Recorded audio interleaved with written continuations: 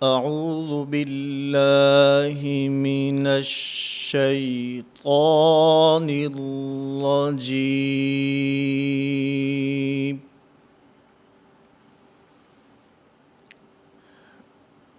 بسم اللہ الرحمن الرحیم۔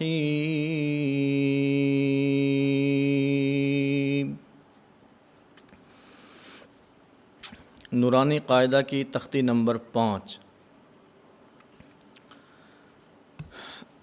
تختی نمبر 4 میں حرکات کی بحث ہے، حرکات کو بیان کیا گیا ہے۔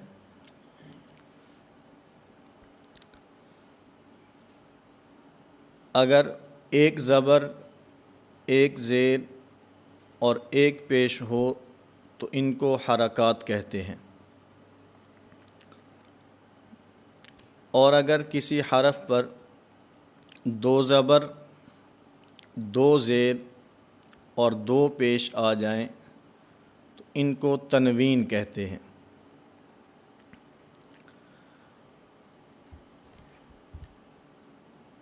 اس تختی کے اندر بھی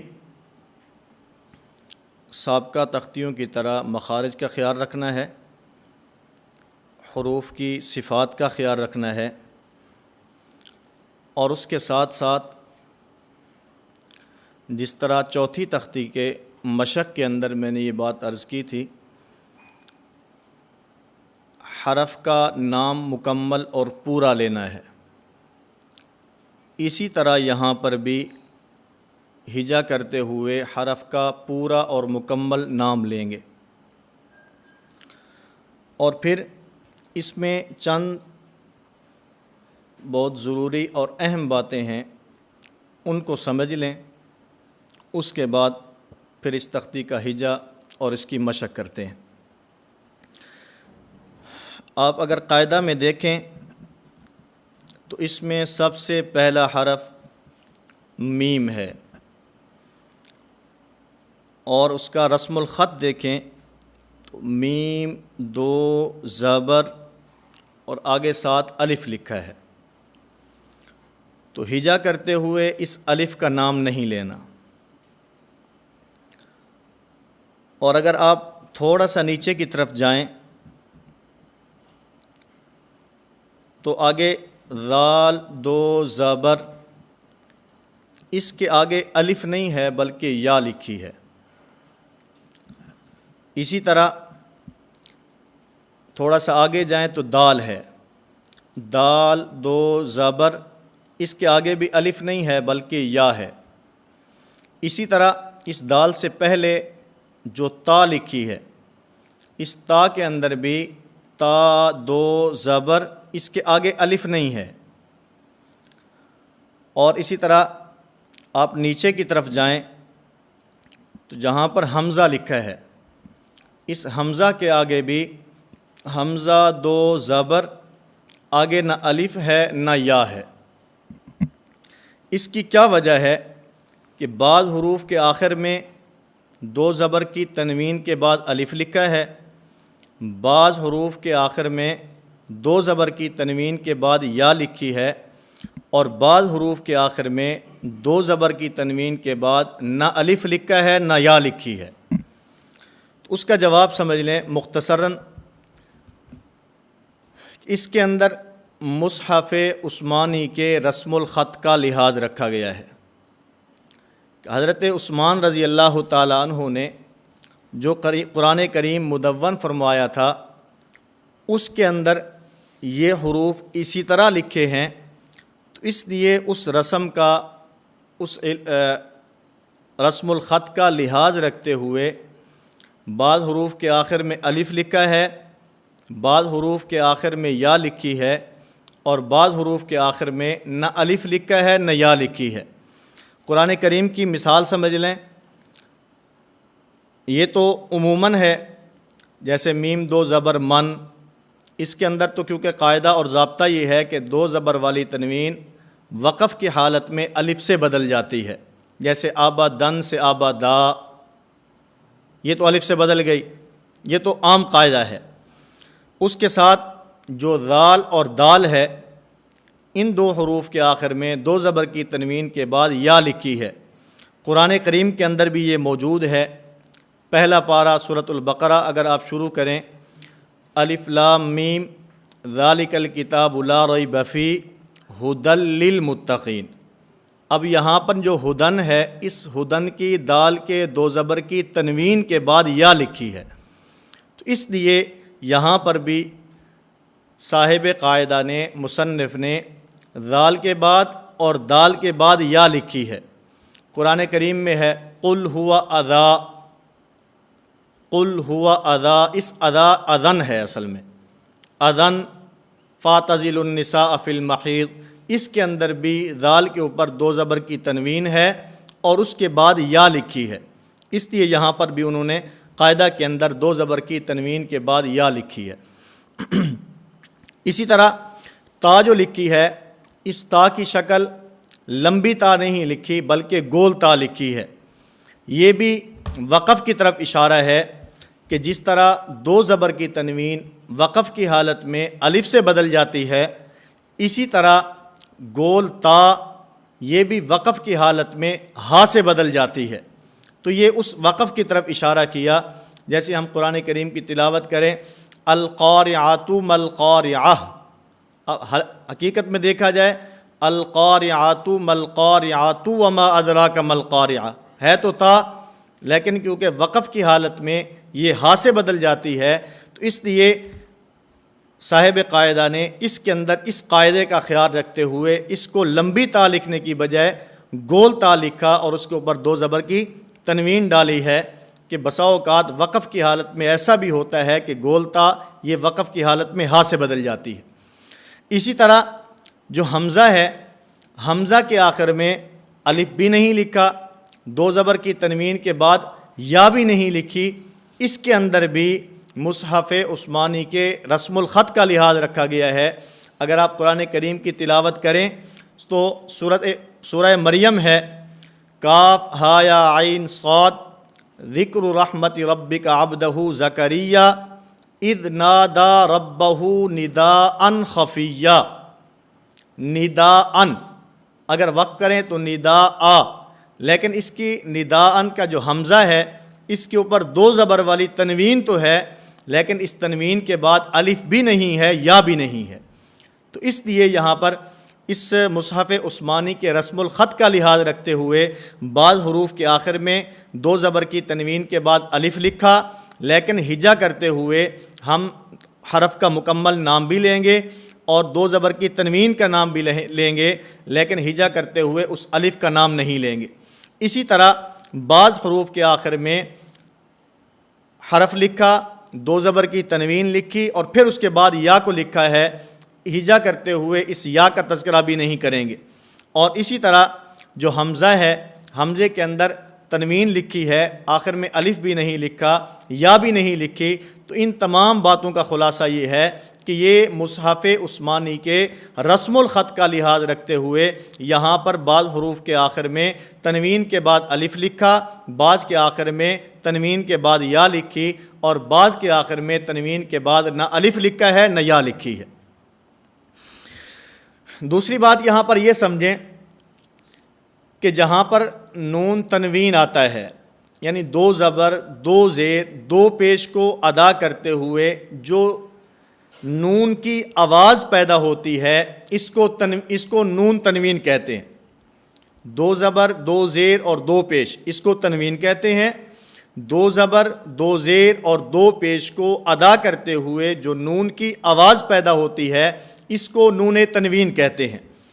اب تنوین کو ادا کرتے ہوئے، تنوین کو پڑھتے ہوئے غنہ ہوتا ہے۔ پھر غنہ کی دو قسمیں ہیں، ایک غنہ آنی اور ایک غنہ زمانی۔ غنہ آنی جو ہوتا ہے یہ نون ساکن، نون تنوین اور میم ساکن، ان کی ذات کا حصہ ہوتا ہے۔ کیا مطلب کہ نون ساکن کے بعد، اسی طرح میم ساکن کے بعد اور اسی طرح نون تنوین کے بعد کوئی بھی حرف آ جائے، غنہ آنی ہر حال میں ہوگا۔ اس کی مثال اردو میں جیسے کہ گھنٹی کی آواز ہے، آپ گھنٹی بجاتے ہیں تو گھنٹی کی آواز کیا ہے؟ ٹن۔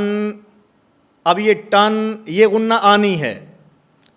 یہ غنہ آنی ہے، ٹن یہ بھی نہیں ہے، اور اس کے اندر غنہ زمانی ٹن یہ بھی نہیں ہے، ٹن یہ غنہ آنی ہے۔ اور دوسرا غنہ غنہ زمانی، غنہ زمانی یہ سبب کا محتاج ہوتا ہے۔ کیا مطلب؟ کہ نون ساکن اور نون تنوین کے بعد اگر حروف حلقی کے 6 حرفوں میں سے کوئی حرف آئے گا وہاں غنہ زمانی نہیں ہوگا۔ اسی طرح نون ساکن اور نون تنوین کے بعد لام اور را، ان 2 حرفوں میں سے کوئی حرف آئے گا تو وہاں پر بھی غنہ زمانی نہیں ہوگا۔ جیسے من لدنہ، من ربک، اب اس کو من لدنہ نہیں ہے، من ربک یوں نہیں ہے، من لدنہ من ربک۔ اور اسی طرح حروف حلقی کے 6 حرفوں میں سے نون ساکن اور نون تنوین کے بعد کوئی حرف آئے گا تو وہاں پر بھی غنہ زمانی نہیں ہوگا۔ جیسے صراط الذین انعمت علیہم، اب یہ انعمت نہیں ہے، یہ غنہ زمانی ہوگا، یہ یہاں پر نہیں ہوگا۔ کیوں؟ اس لیے کہ نون ساکن کے بعد یہاں پر حروف حلقی میں سے عین آ رہا ہے، اس بنیاد پر یہاں غنہ زمانی نہیں ہوگا۔ اور پھر اس تختی کے اندر جو ترتیب ہے وہ بھی ترتیب مخارج ہے۔ جس طرح حرکات کی تختی نمبر 4 کے اندر جن حروف کو ذکر کیا گیا تھا ان حروف کی ترتیب بھی مخارج کی ترتیب پر تھی، لیکن وہ مخارج شروع سے آخر کی طرف تھے، شروع سے آخر کی طرف، یا یوں سمجھیں نیچے سے اوپر کی طرف، کیونکہ میں نے عرض کیا کہ مخارج کی ترتیب یہ ترتیب صعودی ہے، نیچے سے اوپر کی طرف جانا ہے، اقصی حلق سے شروع ہونا ہے اور پھر خیشوم پہ آ کے ختم ہونا ہے، نیچے سے اوپر کی طرف جائیں گے۔ اور یہ جو تختی نمبر 5 ہے، اس تختی نمبر 5 کے اندر جو حروف ذکر کیے گئے ہیں، ان حروف کے اندر جو ترتیب ہے مخارج کی وہ نیچے سے اوپر کی طرف نہیں ہے بلکہ اوپر سے نیچے کی طرف ہے، اوپر سے نیچے کی طرف۔ مخرج نمبر 1 سے 17 کی طرف نہیں بلکہ مخرج نمبر 17 اور 16 اور 15 یوں ترتیب کے مطابق نیچے کی طرف آئیں گے، اور اس ترتیب کے مطابق یہاں پر حروف کو ذکر کیا گیا ہے۔ تھوڑی سی اس تختی کی مشق کرتے ہیں۔ میم 2 زبر من، میم 2 زیر من، میم 2 پیش من، من من من، با 2 زبر بن، با 2 زیر بن، با 2 پیش بن، بن بن بن۔ اور اس کے اندر بھی جس طرح حرکات کی تختی میں ہم نے حروف کو الگ الگ بھی پڑھا تھا اور ایک ساتھ بھی پڑھا تھا، اسی طرح یہاں پر بھی حروف کو الگ الگ بھی پڑھا جا سکتا ہے۔ من، من، من، بن، بن، بن، اور ان کو ملا کر بھی پڑھا جا سکتا ہے۔ من، من، من، بن، بن، بن، ون، ون، ون، فن، فن، فن، ثن، ثن، ثن۔ سابقہ تختیوں کی طرح اس تختی کے اندر بھی حروف کی ادائیگی میں مخارج کا خاص خیال رکھنا ہے، صفات کا خاص خیال رکھنا ہے، مخرج صحیح اپنے حرف صحیح اپنے مخرج سے ادا ہو، اور پھر اس کے اندر صفات کا خیال رکھتے ہوئے موٹے حرف کو موٹا پڑھنا ہے اور باریک حرف کو باریک پڑھنا ہے۔ اور جیسے میں نے کل کے سبق میں یہ بات عرض کی کہ بسا اوقات ایسا ہوتا ہے کہ بچہ ہجا کرتے ہوئے حرف کا نام صحیح لیتا ہے، لیکن جس وقت حرف اور حرکت کو ملا کر پڑھتا ہے اس کے اندر اس حرف کو دوسرے حرف سے بدل دیتا ہے۔ مثلا یہ ثا ہے، سا دو زبر سن، یہ ٹھیک ہے۔ سا دو زیر سین، یہ غلط ہے۔ اب ہجا کرتے ہوئے اس نے حرف کو صحیح ادا کیا، مخرج سے ادا کیا، نوکے زبان کو دانتوں کے ساتھ لگایا اور تا کو صحیح اپنے مخرج سے ادا کیا، لیکن جس وقت اس نے ہجا مکمل کر لیا، حرف اور حرکت کو آپس میں ملا کر پڑھا، تو پھر اس نے ثا نہیں پڑھا بلکہ اس کو سین سے تبدیل کر دیا ہے۔ اسی طرح چند ایک حروف، سین دو زبر سن، سین دو زیر سین، سین دو پیش شن، سن سین سن، ملا کر بھی پڑھا جا سکتا ہے۔ سن سین سن، سن سن سن، تن تین تن، دن دن دن، قن قن قن۔ تو اسی طرح آپ نے کل کے سبق میں آنے تک کم از کم 2 مرتبہ اس تختی کی مشق کرنی ہے، اور اس کی مشق کرتے ہوئے چند ایک باتوں کا خاص خیال رکھنا ہے۔ نمبر 1، حرف کو صحیح اپنے مخرج سے ادا کرنا ہے۔ نمبر 2، حرف کی صفات کا خاص خیال رکھنا ہے، اس میں موٹے حرف کو موٹا اور باریک حرف کو باریک پڑھنا ہے۔ نمبر 3، ہجا کرتے ہوئے حرف کا نام مکمل لیں گے،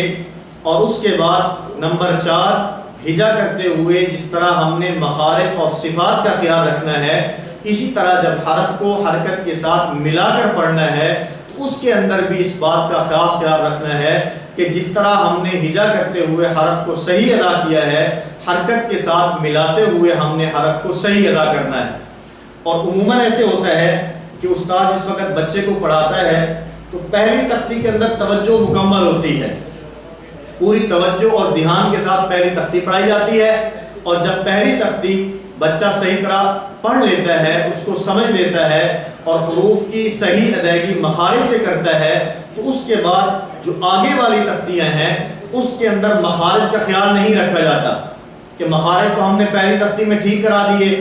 ہم نے حرف کی ادائیگی تو پہلی تختی کے اندر ہی ٹھیک کرا دی تھی، اب بچہ پہلی تختی کے اندر حرف تو ٹھیک پڑھتا ہے،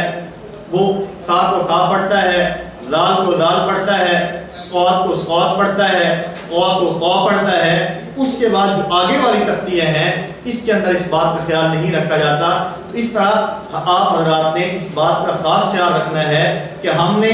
تختی نمبر 1 سے لے کر تختی نمبر 16 تک اس مکمل قاعدہ کو پڑھنا ہے۔ تو قاعدہ کے اندر جیسے میں نے پہلے یہ بات عرض کی کہ اس کے خلاصے کے اندر کہ نمبر 1 حروف کی پہچان، نمبر 2 حرکات کی پہچان، نمبر 3 علامات کی پہچان، اور نمبر 4 حروف کی پہچان، حرکات کی پہچان، علامات کی پہچان کے بعد ہم نے حروف کی مشق، حرکات کی مشق اور اسی طرح علامات کی مشق کرنی ہے۔ تو جس طرح حروف کی پہچان میں ہم نے مخارج کا خیال رکھا، حروف کی پہچان میں ہم نے صفات کا خیال رکھا، اسی طرح ہم جس وقت آگے چلیں گے اور مشق کی طرف آئیں گے تو مشق کی تختیوں کے اندر بھی ہم حروف کے مخارج کا بھی خاص خیال رکھیں گے، حروف کی صفات کا بھی خاص خیال رکھیں گے، اور پھر ہجا کرتے ہوئے حروف اس حرف کا مکمل نام لیں گے، اور پھر اس کے بعد ہجا کرنے کے بعد جب حرف کو حرکت کے ساتھ ملا کر پڑھیں گے اس کے اندر بھی حروف کے مخارج کا خیال رکھتے ہوئے اس کو صحیح اپنی صفات سے ادا کریں گے تو پھر ہمارا یہ حرف صحیح اپنے مخرج سے ادا ہونے کے بعد، صفات کا خیال رکھنے سے ادا ہونے کے بعد ہم صحیح تجوید کے مطابق اس کو پڑھنے والے ہوں گے۔ ورنہ ہوگا یہ کہ جب ہم ہجا کریں گے اس وقت حرف کا صحیح نام لیں گے اور جس وقت اس کو حرکت کے ساتھ ملا کر پڑھیں گے اس وقت وہ حرف دوسرے حرف سے بدل جائے گا، اور بسا اوقات حرکت کا خیال نہیں رکھیں گے تو وہ حرف دوسرے حرف سے بدل جائے گا، بلکہ وہ حرکت دوسرے حرف سے بدل جائے گی، وہ حرکت نہیں رہے گی بلکہ وہ حرکت دوسرا حرف بن جائے گی، اور بسا اوقات اس حرکت کے حرف سے بدلنے کی بنیاد پر معنی ایسا تبدیل ہوگا کہ اگر نماز کے اندر پڑھا جا رہا ہے تو وہ نماز بھی فاسد ہو جائے گی۔ اس لیے ہم نے اس بات کا خاص خیال رکھتے ہوئے حروف کو صحیح اپنے مخارج سے ادا کرنا ہے اور اس کی صفات کا خاص خیال رکھنا ہے، مخرج صحیح اپنے حرف سے ادا ہو اور صفات کا اس کے اندر خاص خیال رکھا جائے۔ تو یہی تجوید کا خلاصہ ہے۔